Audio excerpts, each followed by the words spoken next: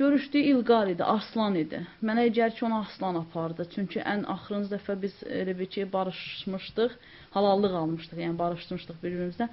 O gəldi buradan gedəndə, mən dedim ki, kim aparır səni ora? Dedi ki, Arslan adında qardaş var. Mən onu tanıyırdım, yəni ki, varlı birisidir. Mətanət Mirzəyeva 3 yanvarda Suriyadakı döyüşlərdə vəfat edən Soltan Mirzəyevin xanımıdır. O, üzünü göstərməmək şərti ilə müsahibəyə razılıq verir. Deyir ki, yoldaşının Suriyadakı döyüşlərə qatılmasından xəbəri olmayıb. O, şiə təhsil aldığından əvvəldən yoldaşının sələfliyə meyilliyini qəbul etməyib. Dedi, Türkiyəyə gedəcəm. Dedim, Türkiyədə axı kimi 5 manat al, sənin cibində pul varmı? Dedi ki, yox, 5-6 manat pulum var. Setkasına baxdım, balaca belə setkada 2-3 dənə paltar var idi.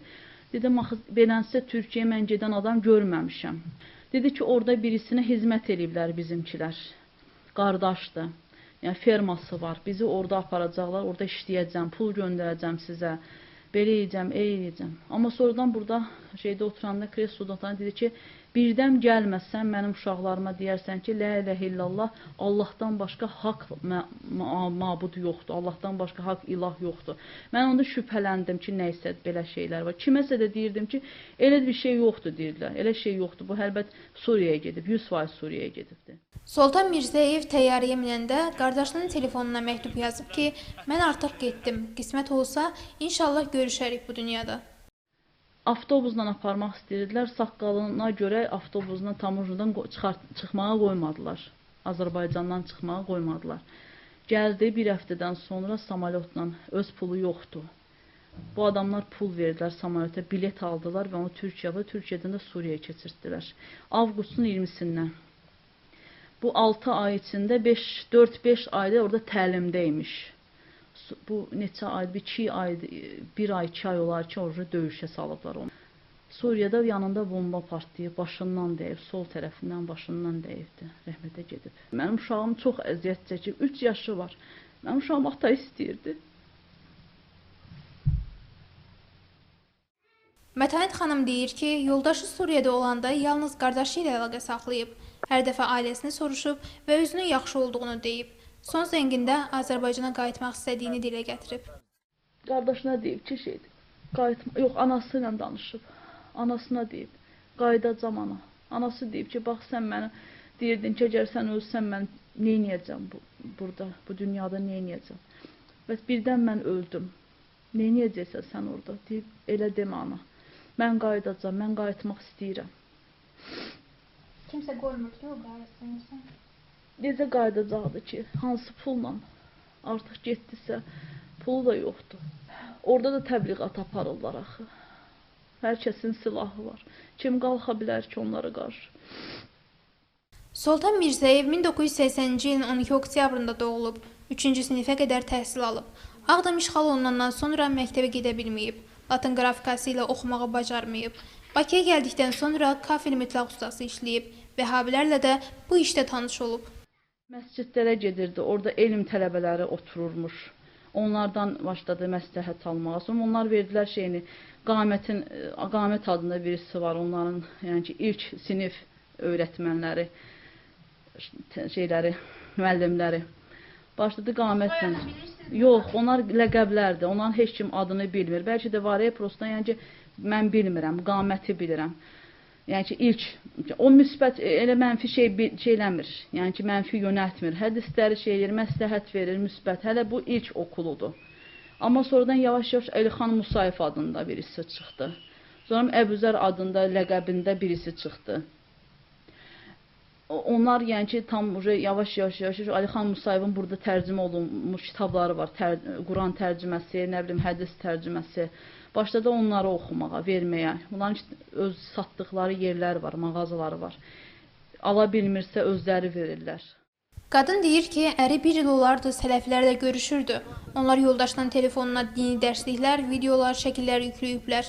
Mətanət xanım deyir ki, vəhabilər hərf tanımayanlar üçün bu cür təbliğat aparırlar. Onları öz hesablarına Mədinəyə ziyarətə göndərirlər, bilik kurslarına cəlb edirlər. Qadın Suriyada vuruşmaq üçün məscidlərdə təbliğatın aparılmadığını deyir. Daha çox fərdi halda təbliğat aparırlar. Kütləvi yerlərdən çəkinirlər. İndiyə qədər niyə maraqlanmırlar ki bunlarla? Niyə gedib araşdırmırlar ki? Bax, Qaraçuxur məscidinə toplaşırlar, Qala məscidinə toplaşırlar. məscidə toplaşdıqları müsbət bir şey, elhamdülillah şükür, namaza gedirlər, ibadətə gedirlər. Amma niyə demirlər ki, bu qədər məscidin qabağında kafelər açırsınız, nə bilim, də yemək yerləri mənfi bir şey deyil. Mağazalar açırsınız. Bunun pulu hardan gəlir? Kim sizi maliyyələşdirir? Bu kitablar nədir? Kim gedib araşdırıb ki, bu kitabların içində bir dini bir adam, savadlı bir insan gedib araşdırsın, bu kitabların içində nələr yazılıb, necə beyinlərini doldururlar.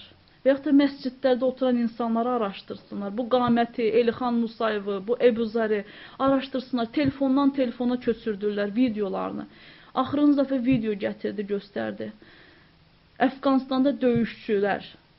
Biri oturubdu bir sağ tərəfindən qranatamiotla, oturub sol tərəfində şeylə, avtomatla. Ortada əmirdir güya ki, bu kəndlərin əmiridir. Azərbaycanlı oğlan, cavan oğlandır, uşaqdır. Yanında Quran, birinin əlində Quran, birinin əlində hədis kitabı. Bunlar buranın əmridir, artıq işğal ediblər buranı. Burada şəriət dövləti qurmaq istəyirlər. Belə şeylərlə, belə cahil videolarla, cahil şəkillərlə, ya da kimsə bir saatdan sonra göstərirlər ki, bu adam öldü və gülərək, üzünü üzr istəməyən ki, pudralayıb, kraskalayıb, şəkil çəkiblər, üzü gülər halda, ki, bu insan şəhiddir. Bu şöhrət xatırına insanlara aparırlar ki, sən şəhid olacaqsan, sən cənnətli olacaqsan. Və bu cəmaatdan başqa heç kim, heç bir cəmaat doğru deyil və bu cəmaatdan başqa heç kim cənnətə girməyəcək. Ancaq bunu təbliğ edirlər. Örtü haqqı. Ailənin 2 uşağı var. Böyük oğlan 3 yaşında, kiçiyi 10 aylıqdır. Uşaqlardan böyüyü atasının vəfat etdiyini bilir. Qadın düşünür ki, yoldaşına vəfat etməsinə səbəb İslam dinini bilməməsidir. Sultan Mirzəyev İçəri şəhərdə Ləzgi məscidinə gedirmiş. Bu məscidə qadınların girişi yasaqdır. Məscidin işçisi Ramin Həmzəyev deyir ki, bu yaxınlarda dini qurumlarla iş üzrə Dövlət Komitəsinin nümayəndələri onların məscidinə gəliblər. Araşdırma aparmasalar da məscidin işçiləri bunu gözləyirlər. Məscid Allah Subhanahu evidir və orada günümüzdə olan real vəziyyətə görə problemlərə səbəb olacaq bir mövzuların danışılmasına heç imkan verilir. Əgər biz belə bir şey hiss eləsək ki, kimsə burada neyəsə söz edirsiniz ki, onun qarşısını alarıq. Ən azından insanı uzaqlaşdıraraq burada belə bir mövzularda heç vaxt danışmır, ən azından. Bu ən azı olan bir şeylərdir. Sözsüz ki, yəni belə bir hal bu vaxta kimi elə bir şey olmayıb bizim məsciddə. Məscidin işçisi deyir ki, Əsədin sağdaşları onun şəklinə səcdə edirlər. Onlar Qurani Kərimin İxlas surəsini dəyişərək Surətül Əsəd ediblər. Bu, Allah Əsəddir deməkdir. O deyir ki, vəhabilər buna qıcıqlanırlar. Sələfi Suriyədəki müharibəni İslama qarşı başlanmış müharibə hesab edir.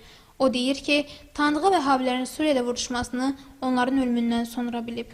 Tanış uşaqlar var idi ki, hamısı ki, məsəl üçün, çoxdan tanıyırdım. Əbu Bakır məscidinin fəaliyyətdə olduğu dövrdən elə, Namik idi, məsəl üçün, Rüstəm idi. Mən onların ancaq cənazələrinin şəkillərini qoymuşlar arxivimizdə. Onu da bildim ki, bu insanlar oradaymış. Peki, o vaxta kimi bilmirdim. Dini qurumlarla iş üzrə Dövlət Komitəsinin mətbuat katibi Orxan Əli məscidlərdə monitorinq keçirdiklərini bildirir. Azərbaycan vətəndaşlarının, gənclərinin digər xarici ölkələrdə gedib hansısa qruplaşmalara qoşulmasının təbii ki, komitə olaraq əleyhinəyik və biz bu barədə də bəyanatımızı, tövsiyələrimizi vermişik və bu cür çağırışlara getməməyə səsləyirik. Konfliktoloq Arif Yunus 2011-ci ildən Əsəd hakimiyyətinə qarşı başlayan Suriya müharibəsinin indi Sünni-Şiə müharibəsinə çevrildiyini deyir. Bölgə ilə bağlı məlumatlar alan konfliktoloq Azərbaycan vətəndaşlarının hər iki tərəfdə vuruşduqlarını bildirir. Bugünə qədər Suriya müharibəsində 44 nəfər Azərbaycan vətəndaşı vəfat edib. Onlardan 33 nəfər Sələfi, 11-i Şiədir. Arif Yunus hazırladığı siyahıda vəfat edən vəhabilərin 30-35 yaşlarda olduğunu deyir. Kimdirlər bunlar orada vuruşan Azərbaycanlılar? Əsasən gənclər 20, maksimum 30-35 yaşında olanlar. Bax bu yaşa baxanda. Hansı rayonlardan? Əgər söhbət Səlafilərdən gedir, bu əsasən şimal rayonlardan, yəni Quba, Xaçmaz, Zaqatala, Şəki, əsasən. Bir də Bakıdan və Sumqayıtdan bunlar gedirlər. Şiələr isə bunlar gedirlər, əgər Səlafilər, onlar gedirlər Türkiyə. Türkiyədə cürbəcür imkanları var. Əsasən o humanitar yardımı aparan yük maşınlarla köməyi ilə onlar keçirlər deməli Türkiyədən Suriyə və orada vuruşurlar. Və artıq bir gün hardasa 200, 250, bəzən deyirlər 300, məndə olan məlumat hardasa 250-270'e yaxın orada Salafi, Azərbaycan Respublikanın o Salafələri, Sünnilər orada vuruşur. Onlar bir neçə dəstədə vuruşurlar. Əksəriyyəti birləşiblər və xüsusi Azərbaycan cəmaatı belə bir qrup yaradılıb. O deməli Azərbaycan cəmaatı bəzən onu deyirlər, onun ayrı öz adı var. Ceyş əl-Muhacirin və əl-Ənsar, yəni mühacirlərin və ənsarların ordusu. Sələfilər Əl-Qaidə təşkilatına qoşulub Əsəd hakimiyyətinə qarşı vuruşurlar. Şiələr isə Əsəd tərəfdarlarıdır. Arif Yunus deyir ki, Əsədi müdafiə etmək üçün döyüşlərə qatılan Azərbaycan vətəndaşları İranda oxuyan tələbələrdir. Onlar İran vasitəsilə Suriyaya gedirlər. Orada vuruşan 8 şiənin 3'ü Yardımlı rayonundan, digərləri Lənkərandan, Göyçədən, Naxçıvandan, Bakıdan, Nardarandandılar. Onlar 22-29 yaşlarında gənclərdirlər. Aydın məsələdir ki, orada vuruşan gənclərimiz sonra Azərbaycana qaydada sözsüz ki, sakit oturmayacaqlar. O mənada sakit oturmayacaqlar, çünki bu təcrübədir. İndi pis, yaxşı ayrı məsələdir. Amma əgər sən insan döyüşlərdə iştirak edibsə, deməli döyüş təcrübə var onda, digər tərəfdən biz unutmamalıyıq ki, bunlar dindardırlar. Yəni burada özdə adi dindar deyirlər. Mən deyirəm ki, fanatizm mövqedən çıxış edən dindarlardır. Ona görə əlbəttə ki, Azərbaycanda problemlər yaranacaq. Və burada çox şey bizim cəmiyyətimizdən və ilk növbədə hakimiyyətdən çox şey asılıdır. Mətanət xanım isə yoldaşının harada dəfn olunduğunu bilmir. Qanlı paltarda şəhid kimi dəfn olunduğunu deyir. Kəfənsiz, qüsulsuz, qanlı paltarda. Sultan Mirzəyevin Suriyada vəfat etdiyini eşidəndən sonra anası iflic olub. Mirzəyevin ölüm anında çəkilmiş şəklini onun bacısının Vəhabi yoldaşına göndəriblər. İnşallah ki, o heç bir vaxt qadına, uşağı və yaxud da məsum insanlara silah çəkməyib. Bir dənə onun ümidindəyim.